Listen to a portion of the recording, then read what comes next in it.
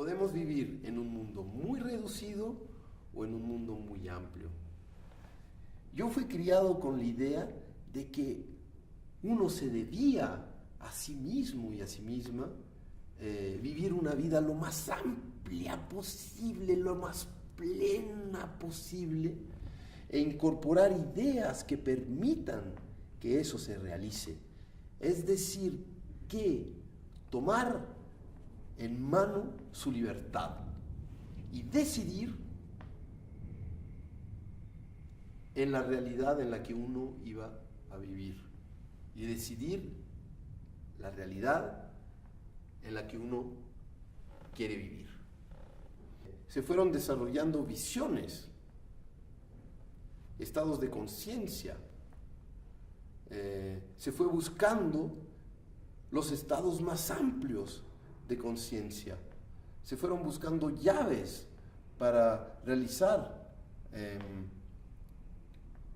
lo más pleno, llaves para realizar los estados más plenos del ser humano. Entonces, es fundamental que en estos años en los que vamos a viajar juntos y juntas, viajemos con la misma estructura. Entonces, yo te voy a proponer una realidad que lo único que se propone es que tú puedas encauzar una vida plena, amplia, con lo más de posibilidades a tu disposición. Una realidad que permita que tu potencialidad se realice. Cuando yo era niño, yo sí fui criado con la idea de que había una condición divina. Mis padres lo llamaban Dios interior. Después de años de búsqueda, yo lo llamé condición divina, potencialidad inconocible. Es la dimensión inconocible dentro de nosotros, es cuando todo desaparece, es lo indecible, lo inconocible, lo invisible. Es lo que la física hoy llama la condición potencial. Es una dimensión interna, por eso la llamo condición. He decidido no llamarla Dios interior, pues que es como darle sexo. Entonces tendríamos que llamarla diosa interior. Porque ¿por qué la condición interior divina sería un hombre? Para mí fue fundamental sacarme eso de la cabeza. Entonces yo encontré el nombre condición divina. Es decir, de donde todo viene, a donde todo va y lo que todo es. Sin embargo, es misteriosa y solo se puede percibir a través de la intuición. Para mí, la base de la existencia de un ser humano que está en un proceso de autotransformación es su condición divina. Esta escuela es profundamente espiritual. Hay situaciones que realmente no se pueden explicar. Se podría hablar de fe, pero Gandhi, cuando le preguntaron, ¿crees en Dios?, él dijo, no, lo conozco. Y muchos años me estuvo dando vueltas esa visión, hasta que un día encontré una respuesta para mí. Entonces, cuando me preguntan, ¿tienes fe? ¿Conoces a Dios? Yo digo, no, yo practico la condición divina. Soy un practicante de la condición divina, porque sé que me conviene. Es decir, que pienso que es fundamental ser astuto en su trabajo iniciático. Es decir, que saber lo que te va a ser útil. Ya no tiene nada que ver con creer o no creer. Tiene que ver con incorporar una situación que tú sientes que realmente te va a permitir autotransformarte y algo que te haga sentido. Yo pienso que hoy en día un ser que no ha incorporado su condición divina no puede realmente encauzar un proceso de plenitud total. Entonces, nosotros vamos a trabajar con esa condición y la vamos a practicar durante este proceso. Es muy útil porque entregarse a esa condición, desaparecer en esa condición, permite de alguna manera comprender intuitivamente de dónde vienes y a dónde vas, que va a permitir que mueras en paz, que es muy importante solucionar su muerte para mí. Por otro lado, entregarse a esa condición va a permitir que tú puedas estar en contacto con la inspiración, que puedas estar en contacto con la sincronicidad, que puedas unificar todo lo que te sucede y de alguna manera desplazar a ese ego heredado y tan limitado que a veces nos toca asumir. Pienso que es fundamental incorporar esa situación en nuestras vidas y según la estructura con la que vamos a trabajar, que es el tarot, sería como todo lo que va a permitir que tu estructura psicológica pueda estar realmente en movimiento. Pienso que practicar la condición divina es un acto de humildad y de relativización de sí mismo y de sí misma. Es aprender a morir, a renacer y siempre estar refrescándose continuamente. Es decir, que va a permitir que podamos realmente, de alguna manera, estar en un profundo presente, en un aquí y ahora. Y al mismo tiempo, poder entender cuál podría ser el propósito de la existencia. Entonces, lo que yo voy a proponer en estos años de trabajo no es ni creer, ni tener fe, sino practicar. Yo creo en la práctica. Personalmente, yo no he cesado de practicar. No pretendo haber llegado a ningún estado de iluminación, digamos, finito. Me aburriría. Pienso que para poder vivir una vida de entusiasmo es fundamental practicar.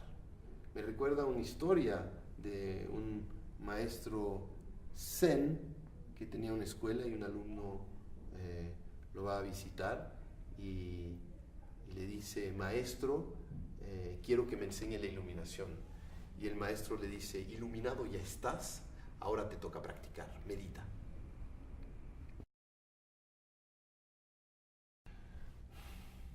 Cuando era pequeño, existía la noción de Dios interior. ¿Por qué? Pues por un lado mi madre había sido criada en un colegio de monjas y estaba furiosa con, llamémoslo, ese Dios. Y por el otro lado, mi padre había sido criado por un padre comunista que le tiraba todos los medallones con la cruz, la estrella de David y todos los otros al baño y le decía que Dios no existía. Y estaban en esa gran búsqueda. Y para ellos, pues, incorporar una situación divina era fundamental. Es decir, que pensaban que sin eso, pues, en el fondo, uno realmente no podía hacer contacto con la verdadera profundidad del ser. Entonces apareció la noción de Dios interior, porque era muy práctica para ellos, porque a veces yo de niñito ya tenía inquietudes metafísicas y les preguntaba qué es la vida, entonces me decían: pregúntale a tu Dios interior. Les preguntaba: ¿a dónde vamos? Pregúntale a tu Dios interior. ¿De dónde venimos? Pregúntale a tu Dios interior. No me siento amado, dile a tu Dios interior que te ame. Fui un niño criado con esa noción, pero no era un Dios interior que le pertenecía a una religión, sino era la dimensión totalmente libre interior, sin ninguna moral. No es que sea amoral, sin ninguna moral, sin ningún límite. Me decían, no hay límites interiormente. ¿Por qué ponértelos? Hay una dimensión en ti que es todo, que es la sombra, que es lo luminoso, que es lo destructivo, lo constructivo, que es todo al mismo tiempo. Es muy misterioso, ¿no?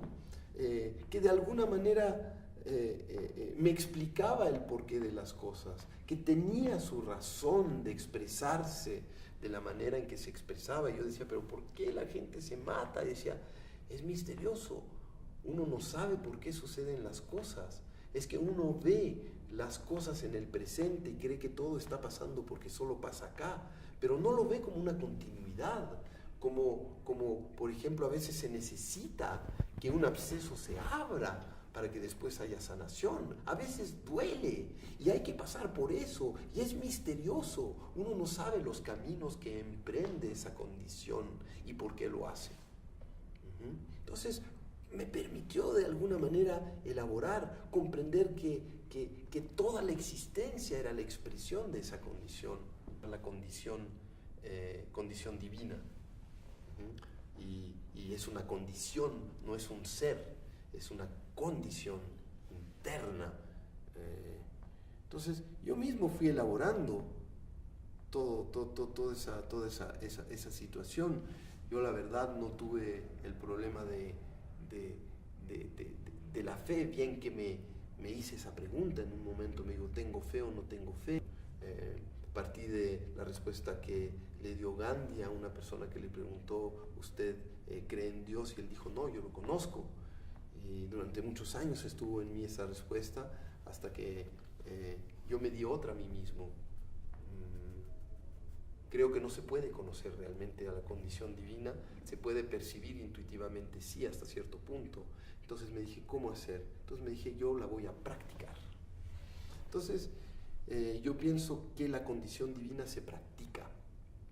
Y eso es lo que yo voy a proponer en el trabajo que vamos a hacer, es practicar la condición divina, no como un fanático o una fanática, porque esta escuela es muy libre, no se estructura con una situación religiosa, sino que se incorpora todo lo que se pueda incorporar para realmente abrir nuestra mente. Y para mí es fundamental incorporar una condición divina, misteriosa, llamémosle como más nos haga sentido, es decir, que tú si encuentras otra forma de nombrarlo o de nombrarla, nómbrala.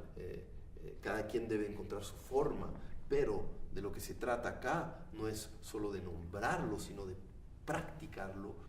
Viene de alguna manera, entre otras cosas, de el mat que está debajo del mundo y que sostiene todo el mandala. Si aceptamos al mandala del tarot como un mapa de integración psicológica, se te está diciendo que es fundamental para tu integración psicológica que o sí integres una condición divina que corresponde al mat, una situación misteriosa a la cual tú puedes de alguna manera acceder aprendiendo a morir, desaparecer. Por eso que el mat desaparece y dentro de ti es lo que busca de alguna manera también el Zen, es decir, hacer silencio total, desaparecer completamente, es que toda forma que se estructura en tu mente desaparezca en ese vacío lleno potencial que es lo que te produce y de donde todo viene en ti y a donde todo va en ti. Es una forma de relativización de ti mismo y de ti misma y una forma de desidentificación al ego impuesto y a las estructuras del pasado.